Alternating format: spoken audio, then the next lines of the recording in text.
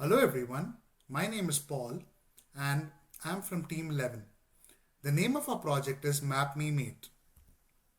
It is a real life problem to find temporary accommodation in the United States, let alone find accommodation in the United States, but we are focusing on a very specific problem in our application and we are giving real time answers to it.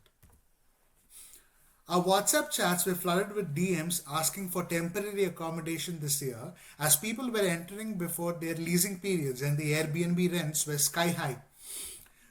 We have our WhatsApp chat screenshots to just tell how much of a real problem this is. Temporary accommodation, temporary accommodation. All these chats about the same topic, temporary accommodation. I hope they found the temporary accommodation through WhatsApp chats. But we have an interesting solution to this problem. That is our MapMeMate application. To solve this real-time problem, we have come up with the MapMeMate application. This application has three ontologies that meets these three functionalities highlighted in red. The first one finds an apartment. The second one provides you a contact to the person offering temporary accommodation, and it tells you about the amenities around an apartment so you can make your wise choice and a wise decision. We have three ontologies on our application. The first one is the apartment ontology. The second one is a temporary leasing person ontology. The third one is the apartment amenities ontology. I will run you through all these ontologies as I go through this video. Before the working software and ontologies, I'll be talking about individual contributions. Vinay Kumar Chalamalla was taking care of the application development, both backend and frontend. Paul Nischel worked on ontology design, SparkQL querying, and ontology creation. Rohit Gottipati worked on data extraction, documentation, and frontend. Kartikeya Sai Bogarapu worked on data extraction, documentation, and backend. Shyam Yanamadi worked on data extraction, documentation, and SparkQL query. Now I will take you to our ontologies and talk more about the ontologies. We have three ontologies created. One is the apartment, the second one is apartment amenities, and third one is a temporary leasing person. Our apartment ontology has these particular classes: apartment, location, and university. And the object properties go like this: belongs to location, has apartment, is around university, and is near apartment. And our data properties are this: basically relationship between all the classes and describing the classes. These are our data properties. Our individuals are like this. I'm just opening an apartment with an ID A020. These are the data properties. These are the instances that have been created. Going to apartment amenities, this ontology talks about the ATMs, banks, bus stops, food outlets, grocery stores, and hospital around a particular apartment. So if a person wants to make a decision based on this, we give them the apartment, we give them all the list of all these amenities and the distance from the apartment. So it will be easy for them to make the query. This particular instance shows the particular apartment ID and the ATMs associated with that apartment ID. Similarly, we have all the individual amenities given a unique ID and they themselves. For example, this is a bank which has name People's United Financial, and bank distance is 16 miles from the particular apartment. So that is how we modeled our ontology. And the third one is a temporary leasing person. This is basically the person who is leasing out at a particular apartment. So he has an apartment and we give the user choice to make a wise decision based on various factors such as the course, gender, nationality of that person, based on what they prefer. These are the object properties and these are the data properties. With respect to the time, I'm not running through all the individual ones, but we will be defining them in our report and also through the application demonstration. These are the individuals. For example, this person who has this particular ID is leasing temporary accommodation as a flat with this ID. He is studying this course. He is of gender type this. We associated that to female, and the nationality this nationality. And these are the data properties that he has. Going to our queries. We have around 11 to 12 queries being run on our system. These are the individual queries and their outputs. We will be sending out this documentation as well. This will be a part of our documentation. All the individual queries and the outputs.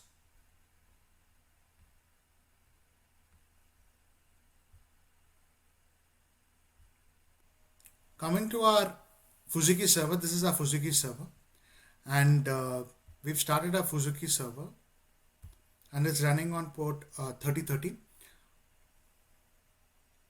This is our data set, and we will be querying on this data set. This is a query which fetches the apartment ID based on the name, and if we run it, we get that particular name. Let me change the name to Salt, which is one of our apartments in Tempe, and when I run it, it gives me the particular ID. I have another important one of our important queries which finds a temporary accommodation. I'm gonna run it. Once I run this query which searches temporary person based on this particular apartment ID, it gives me the name of the person, and it also gives me the course name and their nationality, the semester, the rent per day that they expect, the rent per week that they expect, rent per month that they expect, and will they be open for negotiation.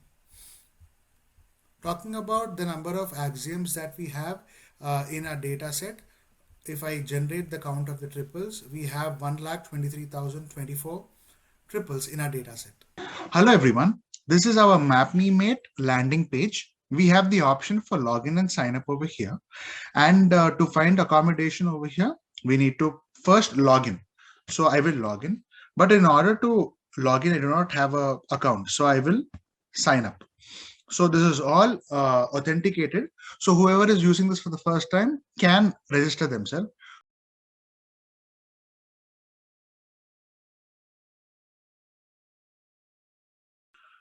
Okay. Now when I register, it says you have registered successfully. Click here to log in. When I log in, I have to enter my credentials that I entered. Now, once I hit login, I will be given an option to select a university. If I'm a new student who's going to join a university, for example, let's say University of Southern California.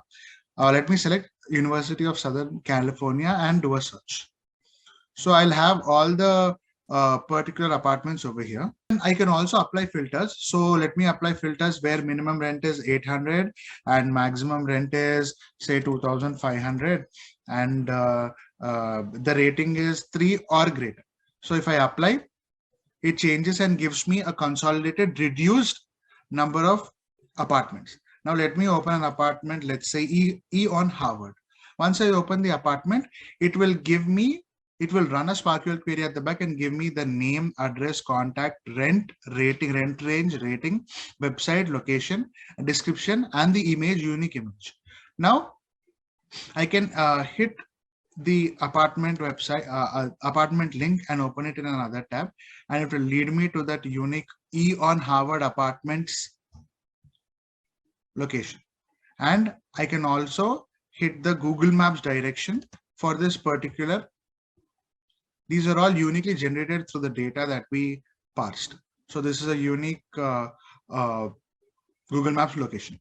Now after that, we have our USP, that is viewing temporary accommodation. When I hit view temporary accommodation, it will give me the temporary accommodation person who is giving out the temporary accommodation at this particular E on Harvard flat. As you can see, his name is Abigail Boyd. Her name is Abigail Boyd. She's a female, nationality Russia, course name data analytics. She's in her 3rd semester. Rent per day that she is willing to offer is $36. Rent per week is this. Rent per month is this. And her negotiation stance. She is willing to negotiate on that price. And after that, this entire data is coming from the temporary accommodation, temporary leasing person ontology, and the amenities near the particular apartment are also coming from the 3rd ontology named apartment amenities. If I click view banks, it will show me all the list of the banks that are around that particular area and the distance from the apartment. So it will help a person who has come to that area recently discover the banks, the ATMs that are around, and the distance from his place, and the bus stops that are around, the hospitals that are around, the food outlets that are around, and the grocery stores that are around. So I will run the same thing for another person. Now I select another university, let's say Stanford University, and search. Once I search, it will give me all the list of the apartments, and I can apply the filters. Let's say minimum rent is 800, maximum rent is 3000, rating is 2. Apply. It gives me a reduced set of apartments. Now, if I apply the minimum rent again to 1200, maximum rent to 2500, and select rating as 4 and apply, see, it gives me another changed set of apartments. And if I open a particular apartment, it will show me the apartment and all the links that I told you before. And similarly, it will show me the temporary accommodation. Who is giving me temporary accommodation? There's a person called James Barrett who is giving temporary accommodation, and his details based on which the user can make the decision. And there's another person who is giving temporary accommodation over here. And we have the amenities over here similar to that as I demonstrated before. That's it on our application side.